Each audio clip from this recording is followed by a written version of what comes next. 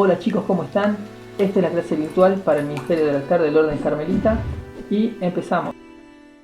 La Biblia es uno de los libros más influyentes y controversiales en la humanidad, tanto así que algunas personas dicen que la Biblia católica tiene más libros y que esos son apócrifos.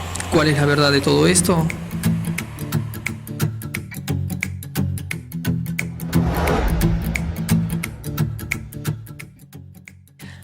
Hola amigos, este es un nuevo episodio de formación, de apologética para nuestros ministerios y de todas las personas que nos siguen en las redes sociales.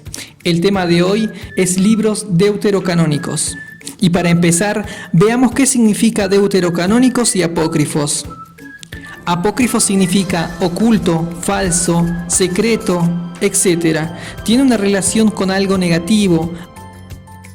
A menudo escuchamos estos términos en nuestros hermanos separados o iglesias protestantes. Los libros deuterocanónicos significa de segundo canon. ¿Y qué es un canon? No es la marca de cámaras fotográficas. Canon es un término utilizado por los griegos, que quiere decir caña, una herramienta que en aquella época se utilizaba para medir. Entonces, canon son reglas, normas para las Sagradas Escrituras, y deuterocanónico quiere decir segundas reglas o segundas normas, como en Deuteronomio, de segunda ley.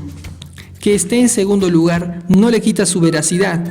Entonces, no es lo mismo deuterocanónicos que apócrifos. Y más adelante veremos qué es un libro apócrifo. Para comprender un poco más sobre estos libros deuterocanónicos, dónde están y cuántos son, vamos al Antiguo Testamento. Este fue escrito por profetas. Estos eran genios literarios. Ellos escribían perfectamente en hebreo, obras narrativas, épicas y poesía muy sofisticada. Eran maestros de la metáfora y la narrativa. Y así ellos podían responder a las preguntas más complicadas de la vida. Fue escrito 900 años antes de Cristo, empezando sus orígenes en Egipto. Pero en los años 284 al 246, bajo el gobierno de Ptolomeo II, manda que 72 sabios judíos, 6 de cada tribu, traduzcan las Sagradas Escrituras al griego.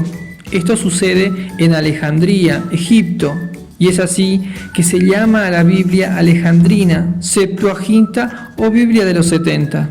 ¿Y cuáles son estos libros deuterocanónicos que están en el Antiguo Testamento? Son Baruch, Eclesiástico, Primera y Segunda de Macabeo, Tobías, Judith, Sabiduría y capítulos de Daniel y Esther. ¿Y dónde empiezan estos libros a tener un rechazo y un trato diferente? En el año 66, el pueblo judío se rebela contra el Imperio Romano y en su defensa, Tito, en el año 70 después de Cristo, destruye el templo de Jerusalén. Los rabinos salen escapando de Jerusalén y se dirigen a Jamnia. Fue ahí donde el Sanedrín, consejo de rabinos, se reúne y llaman a un concilio para fijar un orden sobre las escrituras. Y es ahí donde deciden quitar los 7 libros. Entonces, ¿por qué los judíos sacaron estos libros? Los sacaron porque en su canon ellos veían 4 puntos importantes para que los libros estén en sus Sagradas Escrituras. 1. Los libros tenían que ajustarse al Pentateuco. 2. Tenían que ser escritos en hebreo. 3. Tenían que ser escritos en Palestina. Y por último, estos tenían que ser escritos 400 años antes de Cristo. Y deciden sacar esos libros. Para los judíos, las escrituras terminan en el Antiguo Testamento. Pero llega alguien, llega Jesús, y las escrituras continúan. Con la muerte y resurrección de Jesús, Él nos da la vida, y es así como empieza el Nuevo Testamento, con sus 27 libros, entre ellos evangelios y cartas y otros libros. Estos escritos fueron escritos por los apóstoles entre los años 50 a 100 después de Cristo. Los apóstoles escribieron todo esto como la continuación épica del Antiguo Testamento.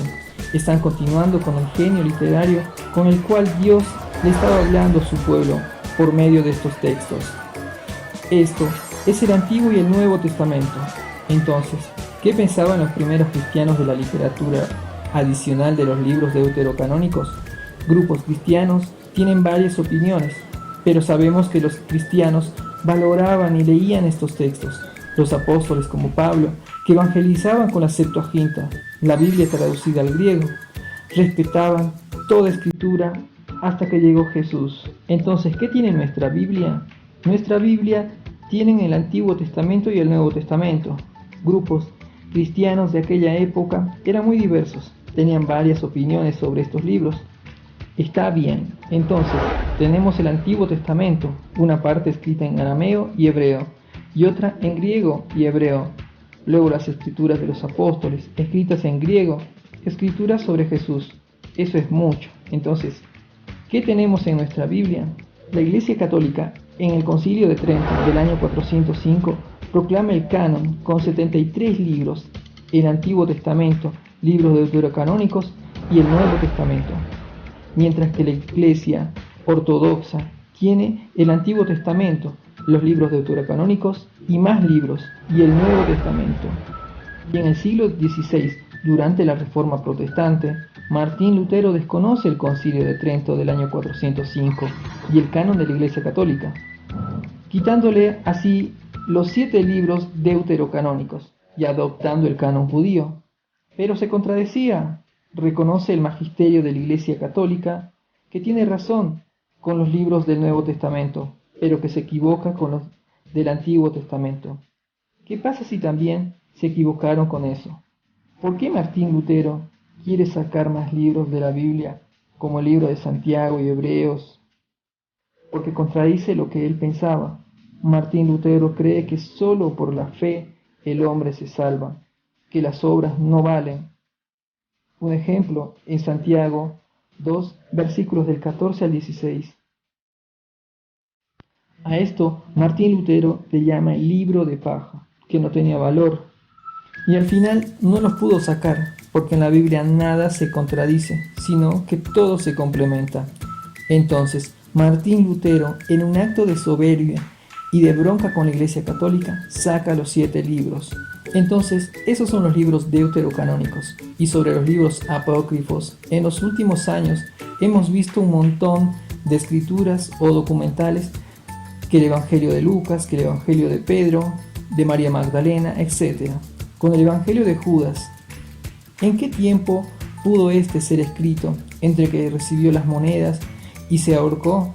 No hay lógica. Además, oración de la Virgen del Carmen, encontradas en una cueva de los gnósticos cainitas, y ya sabemos que ellos cambiaban el sentido a todo. Para ellos los malos eran los buenos y los buenos eran los malos. A esos libros sí se les puede llamar apócrifos, ocultos, secretos y falsos. Bueno amigos, esto ha sido todo por el día de hoy. Espero les haya gustado. Nos encontramos en la próxima. Chao.